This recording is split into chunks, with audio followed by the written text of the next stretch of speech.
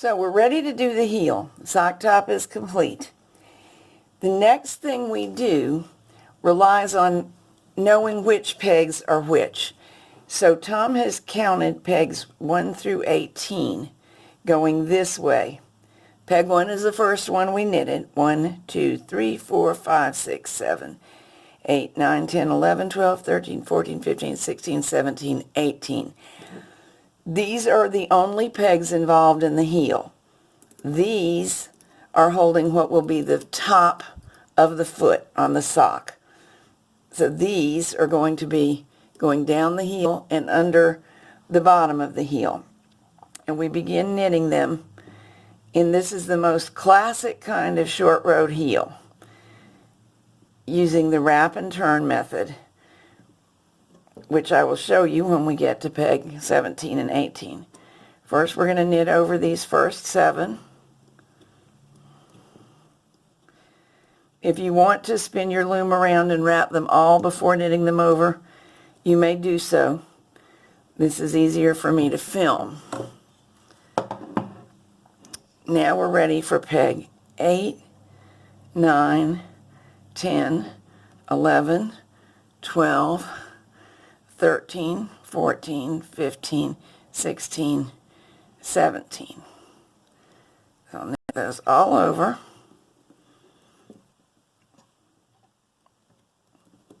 You may do this one stitch at a time if that works better for you. All at once, anything at all, just get all these stitches knitted with nice normal knit stitches. Now here's what wrap and turn means. This is peg 18.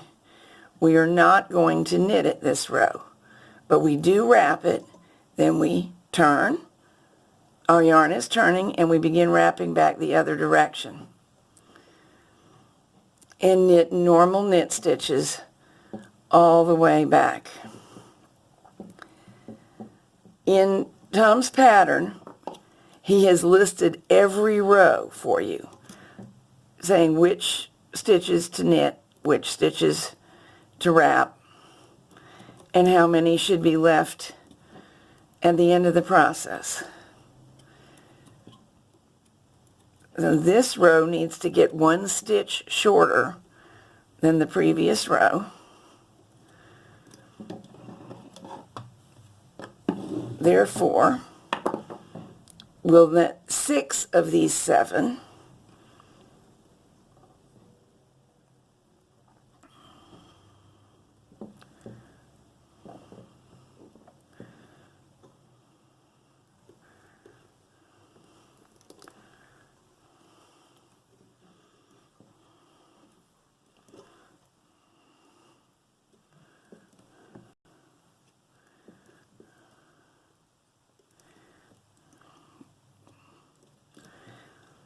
Now I know you know what we're going to do. Wrap and turn is abbreviated W and T, and that's this peg. We wrap it, but we do not knit it, and we go back the other direction.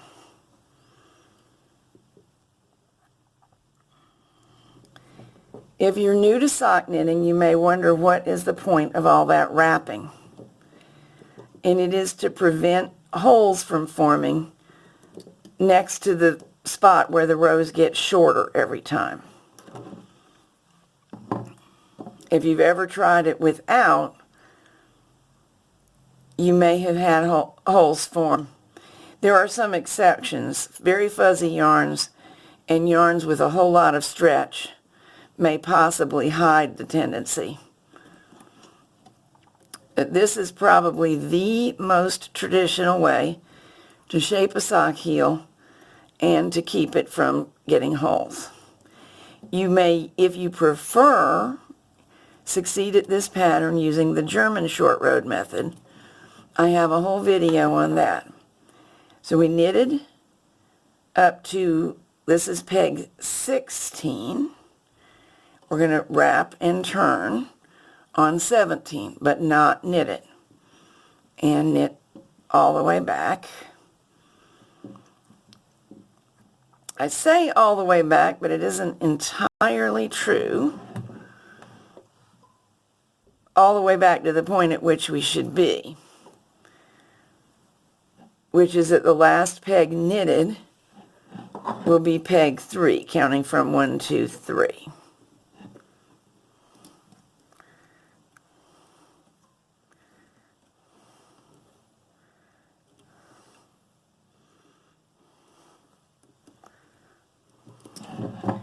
Now we'll knit all of these over that were wrapped to be knitted.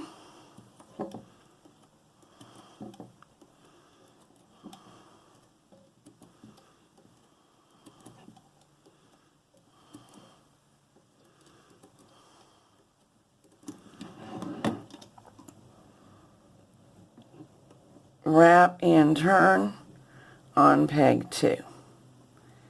Sometimes people ask me, does it matter if you wrap this direction or this direction? My take on it is that no, it does not matter. I do think it's helpful to be consistent. Another thing people ask is whether they should lift the existing stitch before working the wrap and turn, and that is a personal call. I don't do it. I don't really like it as well done that way. I can see there is one small advantage that I don't need it to perform for me. If you lift, wrap, or replace the stitch, the wrap is held for you and you don't have to get your fingers to manage it. But doing it as I'm about to works just as well for me. What happens if you lift before wrapping is you can see that wrap on the outside of the sock. Now, to some people that's a design feature and there's nothing wrong with preferring it. It's just not my preference. Here's my way of wrap and turning. Wrap and just start to go back. I can go ahead and knit all of these without any trouble. But if you found that you could not, you could wrap this stitch, the very first one, and knit it over before knitting any of the others.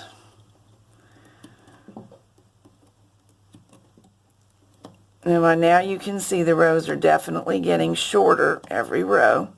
We have fewer stitches to knit over. Even though I think that you probably could, with no problem, whoops, I have some spare yarn getting into the act. You could take it from here. It's pretty obvious what we're doing. But because I've been asked to do it by people who aren't that comfortable with the process yet, I'm going to continue filming all the way down to the shortest row.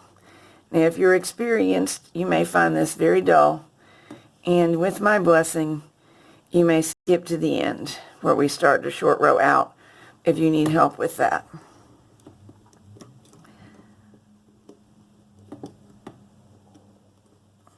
That one was the wrap and turn peg. So we're going to knit 4, 5, 6, 7.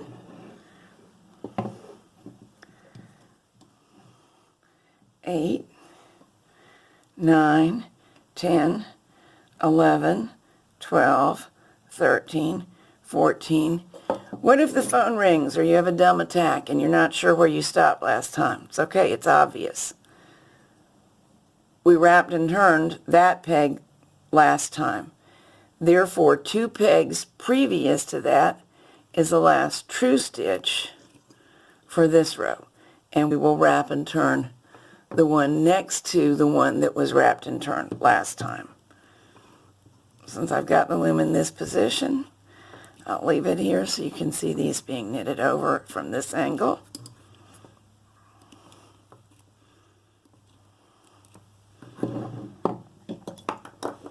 Now this is peg 15. We're wrapping and turning on 15 this row. And back we come. Knitting 14 through 5. And you can see we should wrap and turn on 4.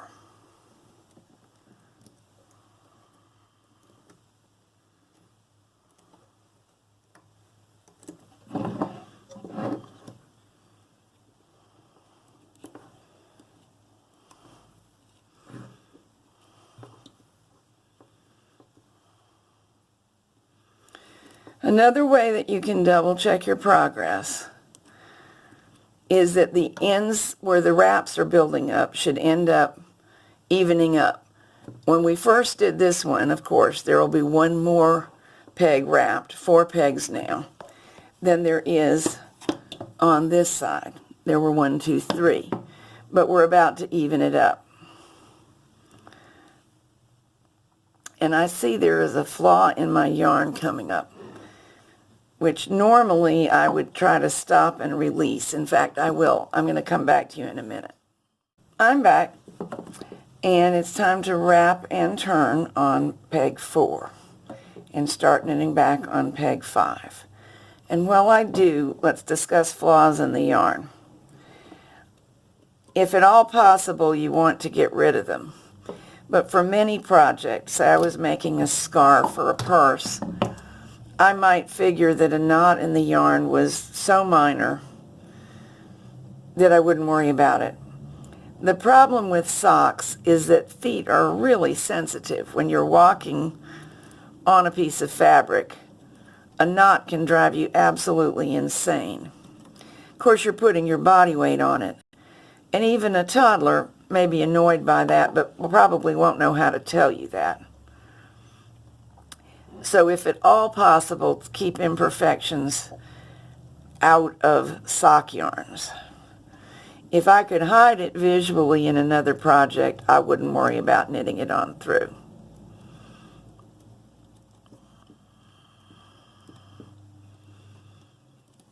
One, 2, 3, 4, 5. Remember, we had 4 before, so if I get confused about which is the last one I wrapped, I can go by count, and in a minute I'll show you another way. It's more subtle, but your eye will get educated to it. Here the wrap and turn is supposed to occur on peg 5.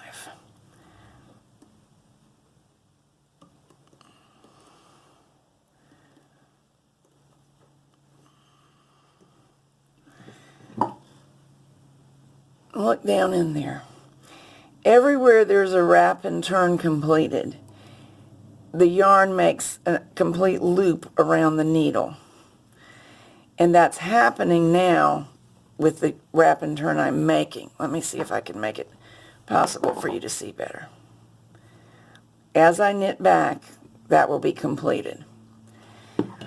But while wrapping a stitch that's just going to be knitted over normally, you do not see that loop formation. You see a pure zigzag. I'll trace it. Zig, zag, zig, zag. So that's another way that you can help yourself figure out where you are supposed to be. And between the counting, evening up of the ends, and checking your zigzags versus loops, you can do quite well. This time, we should wrap this peg, which is 18, 17, 16, 15, 14. We're wrapping 13. And I'm just holding it in my fingertips while I knit the others over. Now here's a little something I do to save time sometimes. I just knitted these over while holding this, and now I'm going to wrap them back and knit them. Why it's time-saving is less twisting around of the loom. These couple aren't actually knitted over yet, but I can get them on the return trip.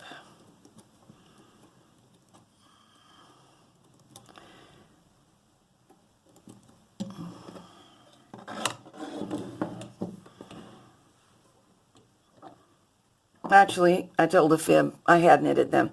But if I had not, you can do that. Okay, there's the one to knit. 1, 2, 3, 4, 5, and we'll be putting our 6th stitch into the wrap and turn. Knitting. Now, because there are 18 stitches involved in the heel, there should be 6 remaining. One was already knitted, so this is 2. 2, 3, 4, 5, 6.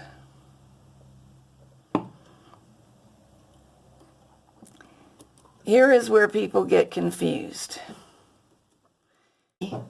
We now begin to short row out immediately after completing it.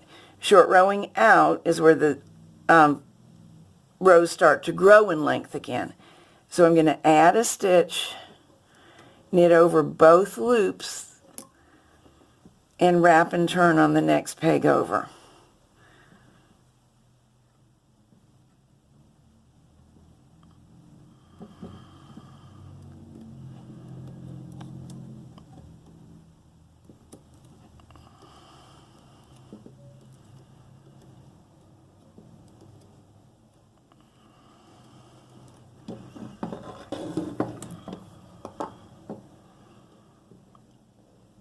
And see, there's a held stitch there with a wrap and turn loop in addition to the original stitch. So we'll wrap the stitch and we'll wrap the peg that has the first double loop on it, and we'll knit both of those over. Now there should be 5 left not being worked on each side. Another way to express that is in hold. 1, 2, 3, 4, 5. And you can identify them from the multiple wraps. We'll wrap this one, and the net effect on the short rowing out trip is that before you knit it off again, each peg except the very first one is going to actually have 3 loops on it. So we're actually aiming for the one that has 3 on it now. So in addition to checking your pattern for row descriptions and which pegs to knit, you can look for those 3. I was able to knit them all over at once, but if you find that difficult, and in some yarns it really can be, it's okay to knit them over 1, 2, 3 in a row as long as you do so before you move on. Now we're ready to wrap and turn on the 4th peg from the end, which is peg number 15, counting this way. And back we go. I'm going to show you the time-saving trick that I didn't get right last time. I'm just going to go on around the corner without knitting over. Knit the 2 stitches on this side that need it. Knit over the peg that has the wrap and turns on it. And there are 3, as there should be. Wrap the next one over.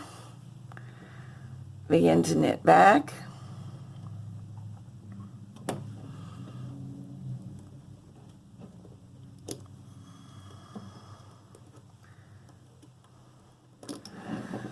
And now, before I can wrap these, I need to knit these over. So there was no savings in number of stitches knitted. It's just a little bit of savings in how many times you have to turn the loom to and fro. Now, if you get confused, here's a great example of how I can tell these were wrap and turns. And this one is making a V shape around the peg, so it's a true stitch that should be knitted over along with the others.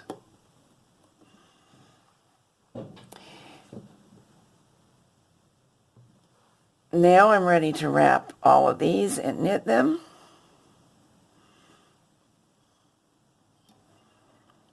Including the next stitch with the wraps and turns on it.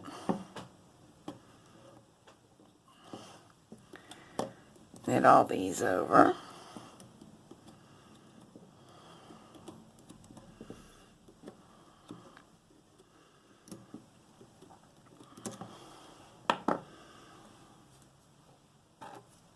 We'll wrap and turn on peg 18 and head back.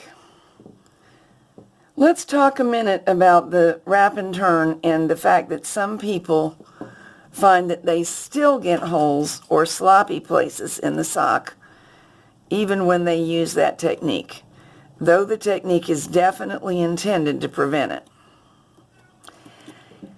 In my experience, the problem with that is they're not wrapping snugly enough. Or they may be wrapping just fine, but letting the tension off of their wrap too soon. Let's knit these four over and I'll show you how that could happen.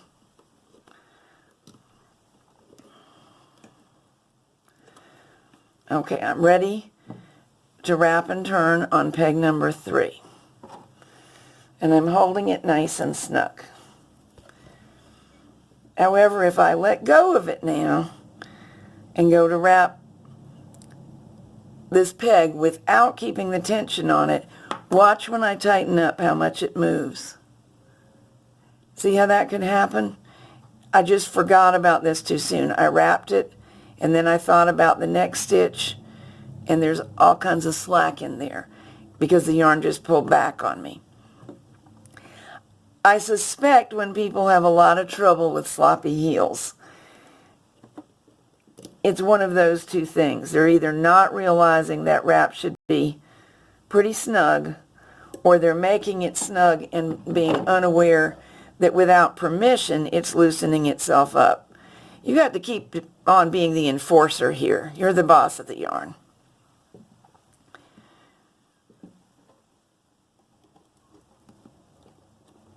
"16 is getting knitted over. That's peg 16 counting beginning here.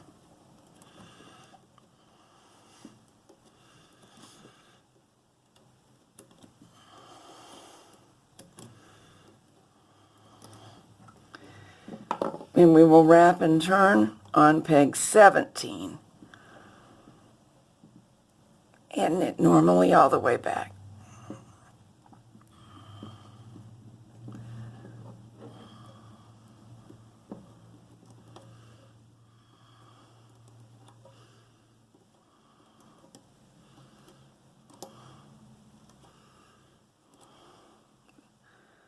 Oops, I split my yarn. Gotta mind that.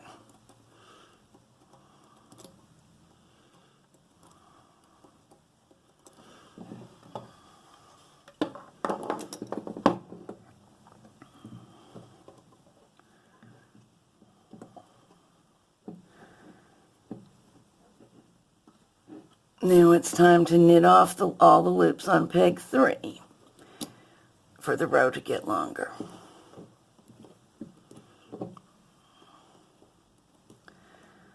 And wrap and turn on peg 2.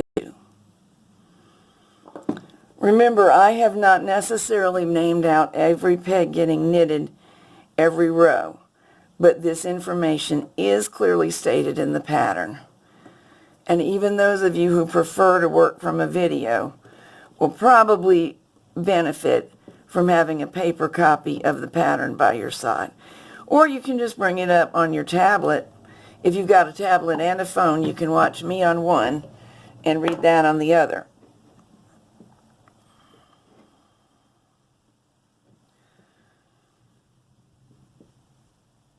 This time we'll be knitting off the second to last of the stitches on peg number 17.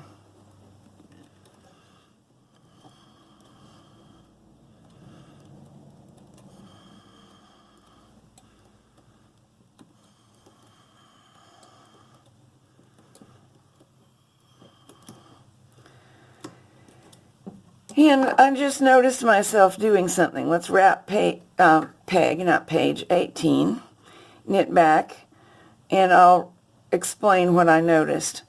Sometimes new kiss knitters wonder about these pegs They say I cannot keep my stitches on when I'm knitting off snug stitches as you have in sock heels. Look at my right hand is hooking. You know how to do that. But what is my left hand doing? It's assisting in keeping those stitches from jumping up. If I try to do it without, see that getting nudged up? I actually can do it without because I'm very experienced on this loom. But when you're new, it can be quite a help to keep in mind that you have two hands. There's no reason one of them should get to sit around the whole time. I'm using my second hand here too to keep those loops snugged down on the peg as I wrap. It can be done completely one-handed, but this makes it easier.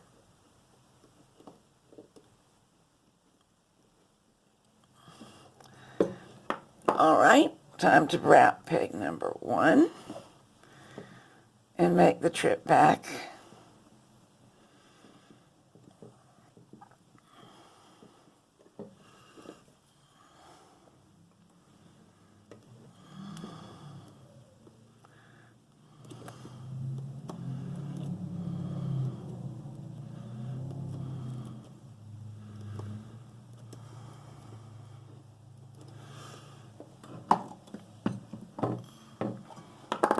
And this time we will knit off all of the stitches that were involved in the heel, not all of the stitches on the whole loom.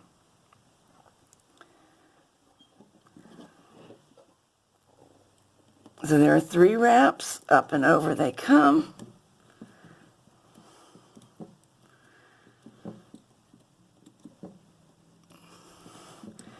At this point I'm going to talk about some options. Not all of these are fully described in the pattern, but based on your personal style and the yarn you're using, you may want to do one of these things. The first is you may want to wrap and turn the next stitch over that was not involved in the heel. That can help avoid the little hole that sometimes likes to happen where the heel joins the main part of the sock. I'm not going to do that because I have a method I like better. Let me see if I can get where we can see it.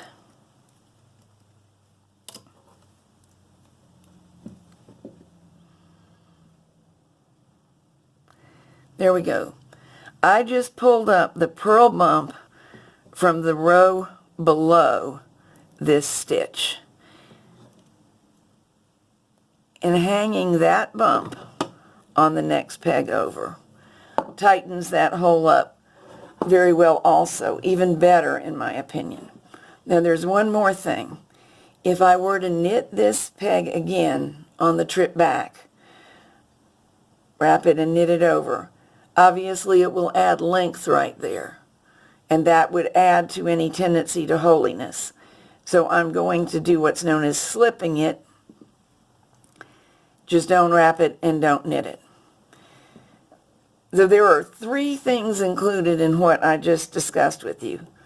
One is the option of an additional wrap over here, which we did not take, but it is a legitimate option.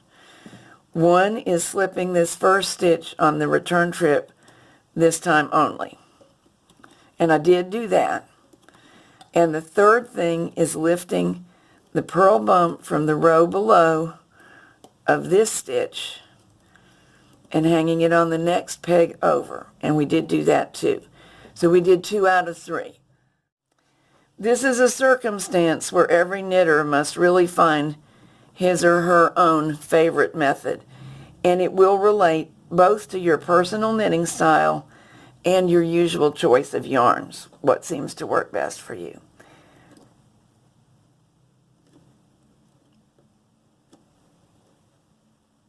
Now on this end, I have the same options, and for this pair of socks, not for every pair of socks in my future necessarily, I'm going to use the same 2 options as last time.